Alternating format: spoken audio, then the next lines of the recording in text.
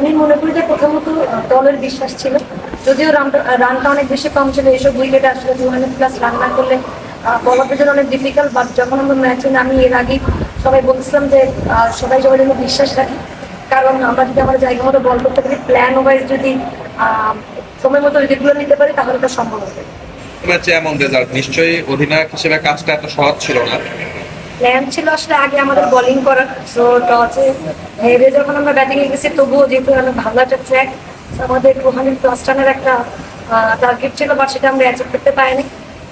কিন্তু আমি চেষ্টা করেছি, যেহেতু অনেক বেশি হতে পারে ক্যারেক্টারের বাইরে যে এভাবে খেলা, অনেক বেশি বল নিয়েছি সেটেল ডাউন করার জন্য। বাট আমাদের মধ্যে এখন দিন শেষে এই রানগুলো অনেক বেশি গুরুত্বপূর্ণ ছিল টিমের জন্য এবং দলের জন্য কন্ট্রিবিউট করতে পারে অনেক বেশি খুশি। বাট আসলে সব ক্রেডিট দলের প্রত্যেকটা বল আর প্রত্যেকটা ফিল্ডার যেভাবে আসলে তাদের 110% দিয়েছে এবং এফোর্ট দিয়েছে, আমি বলবো সেটা আউটস্ট্যান্ডিং ছিল।